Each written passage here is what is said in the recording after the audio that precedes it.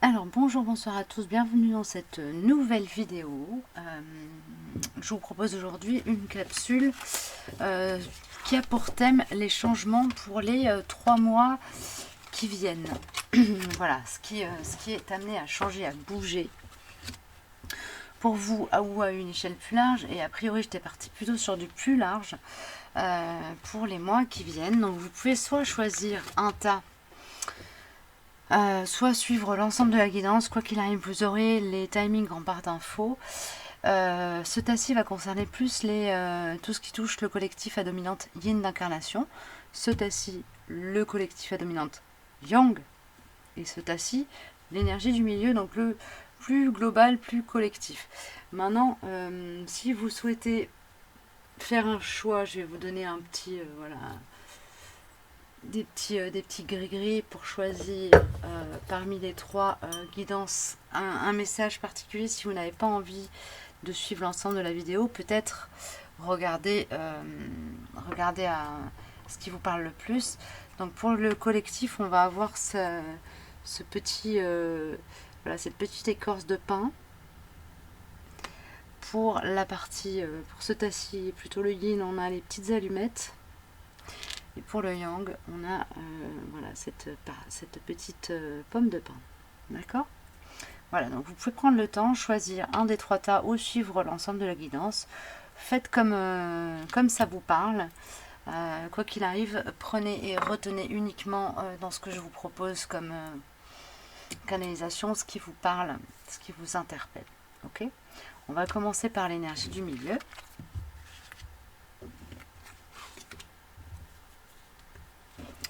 Avec, parmi les oracles qui sont sortis, nous avons, je ne vous les ai pas présentés, le Tao, nous avons le Light Years, nous avons les chemins de l'éveil, nous avons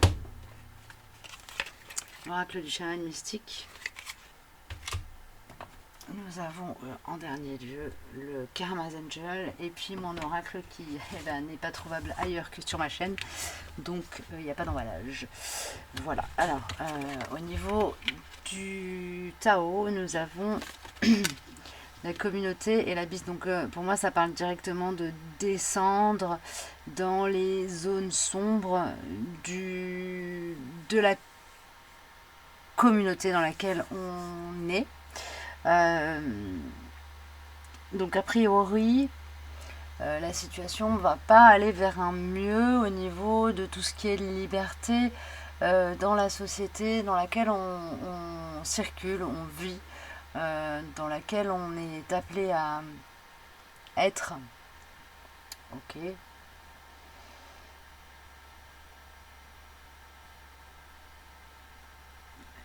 Voilà, il y a dans cette carte-ci, l'abysse, il y a la notion de confrontation à la peur qui m'interpelle particulièrement. Donc on va être là-dedans, faire face aux peurs, véhiculées par, portées par le collectif dans lequel on évolue, la société dans laquelle on évolue, la communauté dans laquelle on évolue. D'accord ? Voilà, pour moi, il n'y a pas de.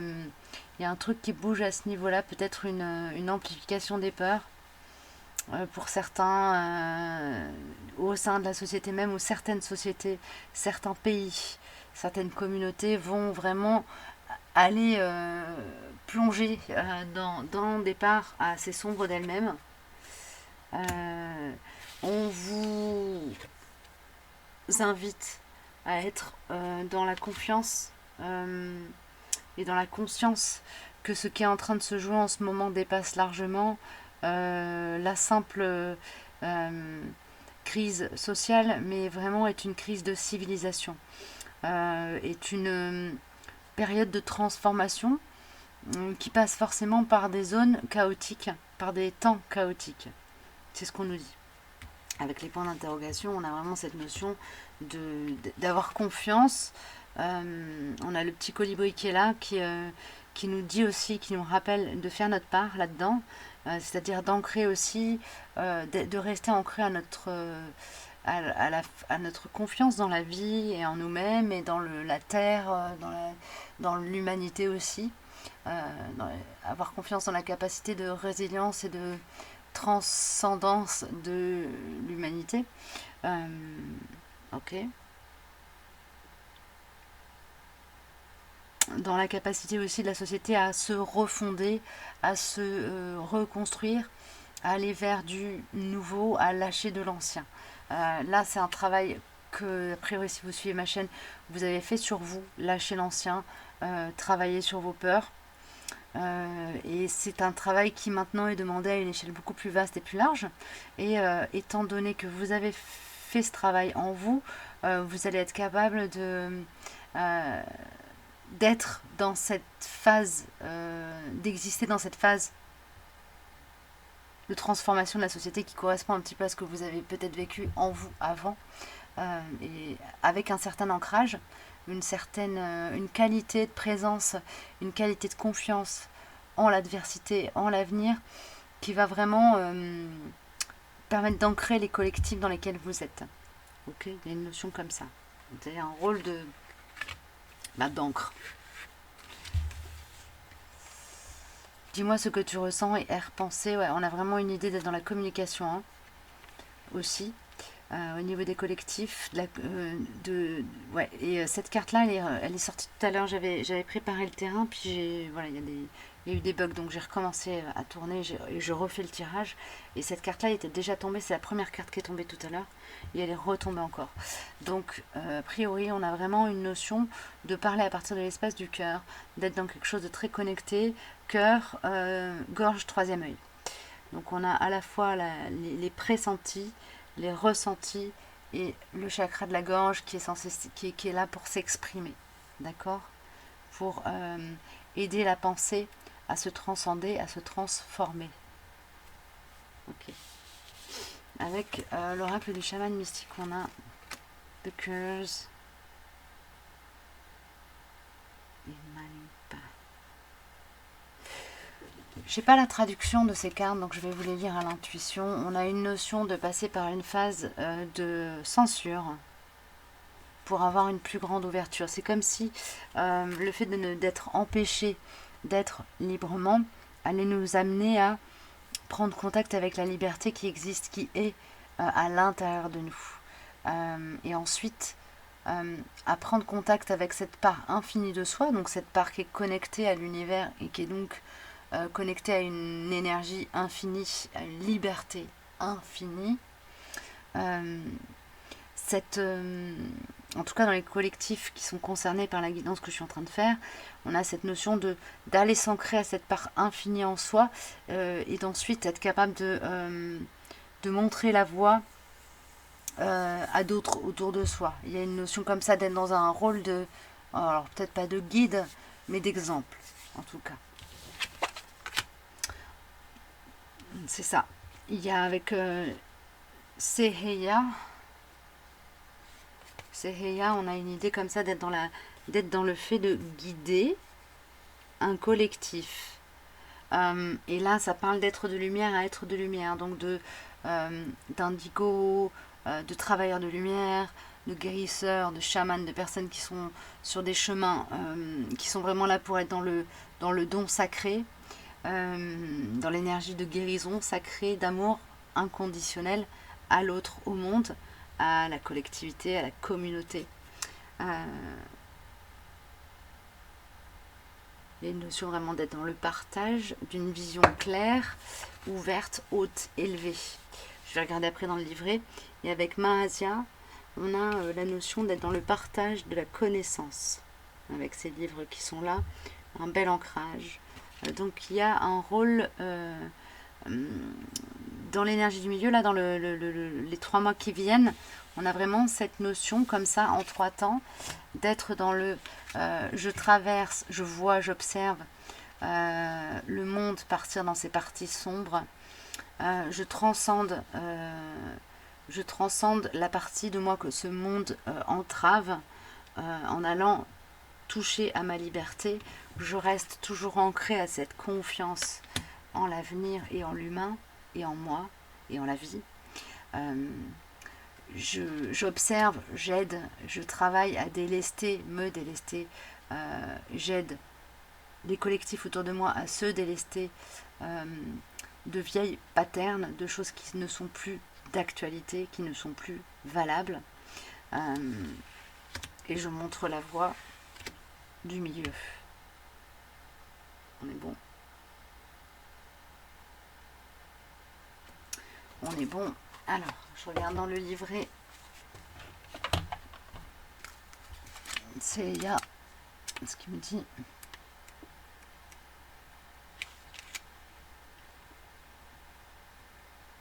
C'est il y a ces protecteurs de la santé, celui qui guérit. Voilà ce que signifie le nom de cet ange qui veille sur vous pour vous assurer une longue vie et une bonne santé. Concentrez-vous sur votre énergie quand vous vous sentez dépourvu de force et de motivation pour aller de l'avant. Il vous exhorte à rejoindre la source originelle et sa force vous protège. Donc cette carte-là, elle fait vraiment le lien avec aussi ce que je disais tout à l'heure avec The Money Pass,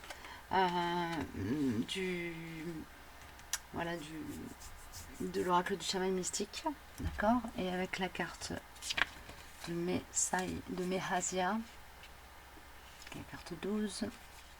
Bon, Mehasia vous encourage à trouver ce qui est le plus harmonieux pour vous. Lorsque vous tombez sur cette carte dans un tirage, cela signifie que vous devez vous consacrer à ce qui vous rend le plus heureux en mettant pour une fois vos propres intérêts devant ceux des autres. La carte vous suggère également de vous limiter à ce que vous savez faire et d'éviter de vous lancer dans de nouvelles expériences. Voilà, il y a une notion quand même de rester ancré à quelque chose, à votre incarnation, à vos compétences, hein, ok, des choses que vous avez déjà appris et que donc vous n'avez pas besoin d'apprendre à nouveau. Ok, je ne sais pas pourquoi je dis ça, j'espère que ça vous parlera. Du côté des collectifs avec une dominantine d'incarnation, c'est mon oracle qui veut sortir en premier. Entend la voix du ciel. On vous invite à travailler avec votre intuition, hein, vous particulièrement. Voilà, si vous êtes yin, vous êtes de toute façon connecté à l'énergie de la lune et de votre intuition. Donc on vous demande de travailler avec ça. Hein. Voilà.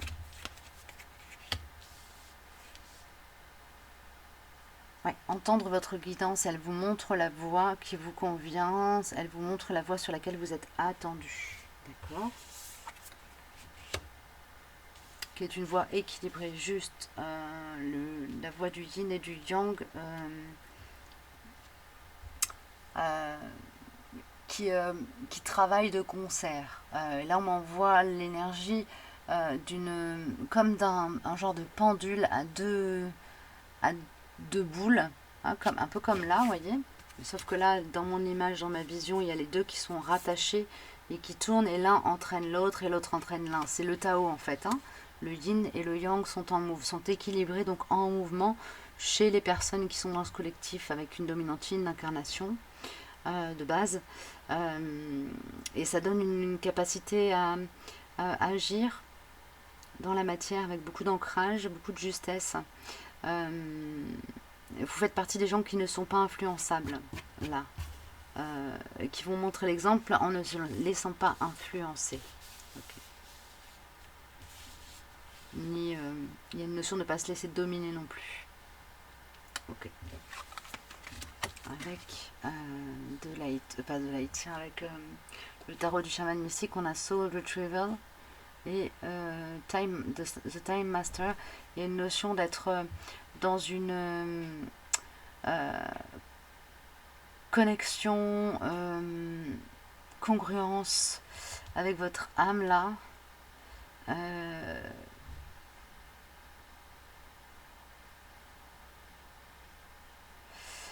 Vous allez travailler à réparer, récupérer l'ensemble de vos corps abîmés, de votre aura. Enfin voilà, il y a une notion comme ça d'avoir travaillé à la guérison de votre âme.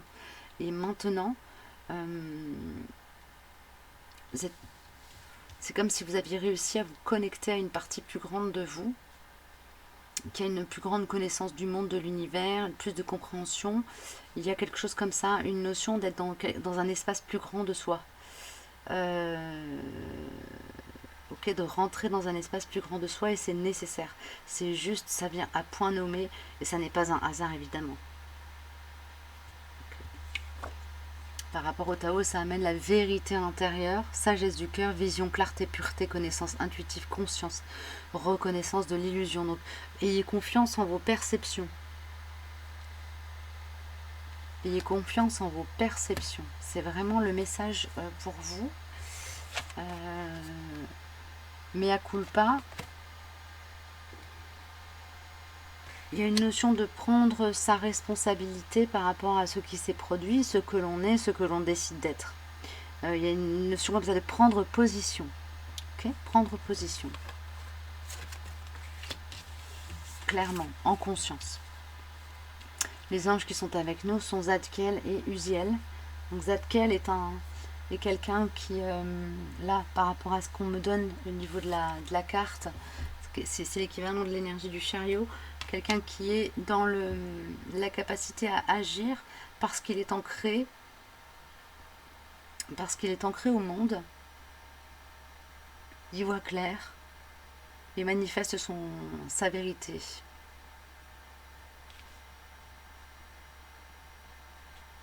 Et Uziel partage à partir de l'espace des émotions apaisées, guéries. Est capable de rentrer en communication de cœur à cœur.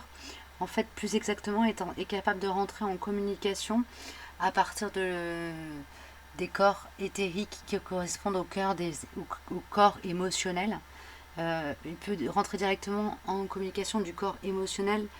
En fait, vous allez pouvoir rentrer en communication et faire rentrer en résonance votre corps émotionnel avec celui des personnes qui vous entourent, des collectifs qui vous entourent, de la société qui vous entoure.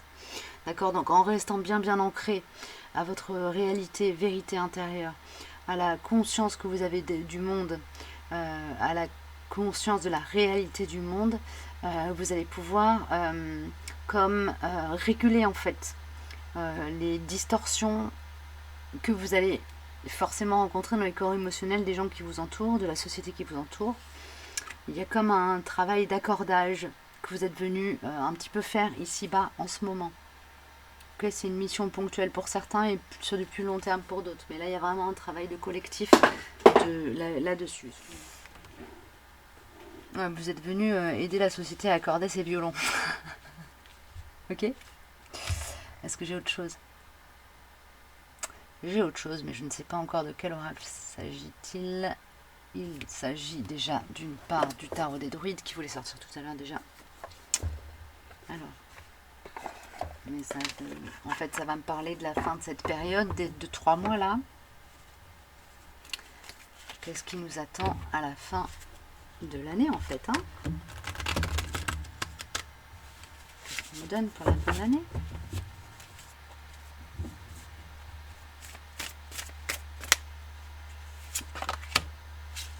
Une belle victoire.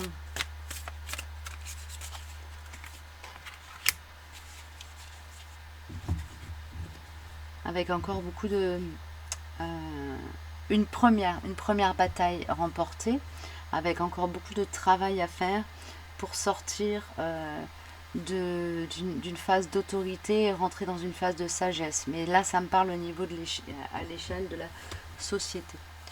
Donc il y a quand même des batailles remportées, donc peut-être plus de clairvoyance à une échelle plus vaste, c'est ce qu'on voit. C'est ça. Comme si le collectif humain, les sociétés allaient ouvrir un peu plus les yeux, être dans plus de discernement. On a l'oracle des femmes médecines qui vient à nous.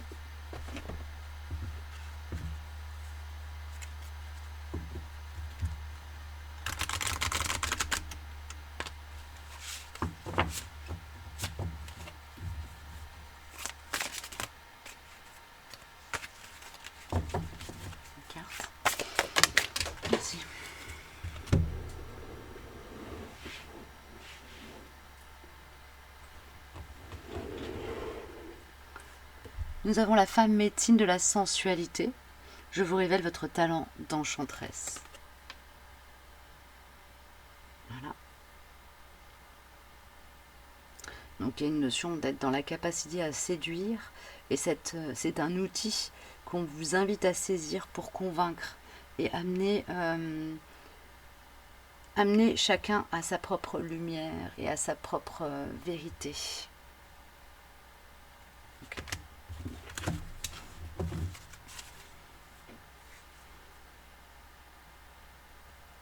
On a la carte Empowerment, donc affirmez-vous et rayonnez votre puissance.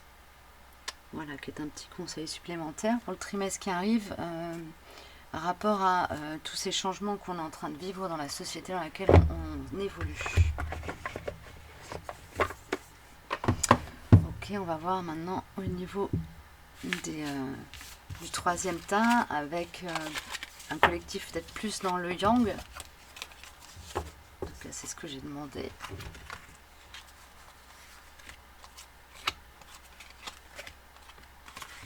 Alors oui. Il y a un gros changement de point d'ancrage. On voit un changement de point d'ancrage avec le végétal, l'esprit du végétal et la verticalité, l'esprit de l'Est, et la carte de la foudre qui est la carte du changement brutal. Donc c'est comme s'il y avait un changement de direction, vraiment un changement de point d'ancrage chez vous. Vous changez de point de vue sur le monde, s'il y a de ça. On a avec la carte de Hierophant cette notion d'être dans une forme de désillusion ou illusion perdue, quelque chose comme ça chez vous.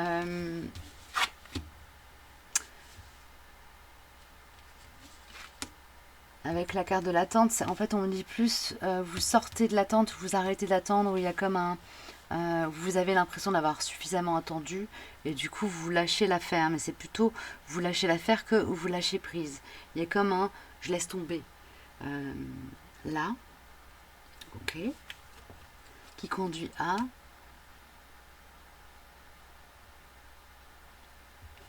comme si vous travailliez à vous pardonner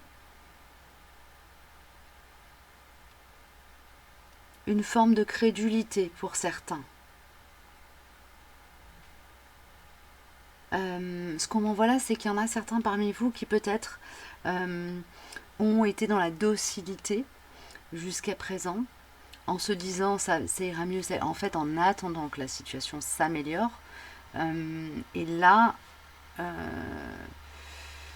vous êtes en train de changer de point de vue et de vous dire ah, là il va peut-être falloir que j'agisse pour contribuer à l'amélioration de la situation.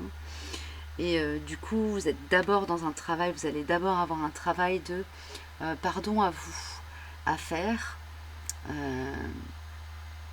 d'accepter que, ok, vous avez peut-être été crédule ou quelque chose comme ça. Il y a quelque chose de cet ordre-là. Vous vous pardonnez quelque chose pour pouvoir vous permettre de revenir dans le mouvement, accepter d'avoir fait des erreurs, entre guillemets, d'avoir fait des choses que vous considérez comme des erreurs, mais qui sont a priori juste si vous les avez fait. Hein. The Earthkeeper et Upper World, il y a une notion d'être dans l'élévation par rapport à la conscience de ce que vous êtes venu incarner sur Terre. Sur les mois à venir, là, il y a vraiment une ascension qui se fait à l'intérieur de vous. C'est pas au niveau énergétique, c'est vraiment au niveau des champs de conscience. Mieux comprendre qui vous êtes venu être dans ce monde. Ok. Je ne vais pas m'étaler plus. De toute façon, il y aura d'autres messages. En ce moment, je suis matraquée. Mithraël et Ashaya sont avec nous. Ashaya, c'est le maître du temps et de la patience. Il dit de laisser courir les coureurs. La sagesse veut être dans l'observation et pas dans le mouvement à certains moments. La sagesse se veut entrer dans un mouvement conscient et pas dans un mouvement perpétuel ou réactionnel. Il y a une notion pour vous d'être peut-être sur les premiers temps de ce trimestre qui s'ouvre, d'être dans une phase où il n'y a pas beaucoup de mouvement et beaucoup d'observation, beaucoup de travail à l'intérieur de soi, pour pouvoir ensuite être à même de poser ne serait-ce qu'une action extrêmement ferme et juste et qui vraiment sera déterminante. Il y a cette notion-là.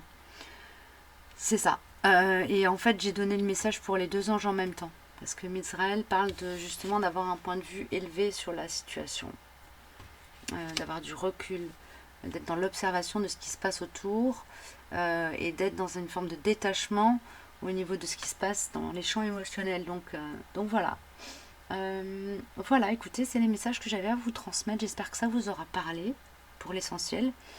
Et je vous dis à bientôt pour une prochaine vidéo, a priori dans pas trop longtemps. En ce moment, j'ai beaucoup de messages. Prenez soin de vous et à bientôt.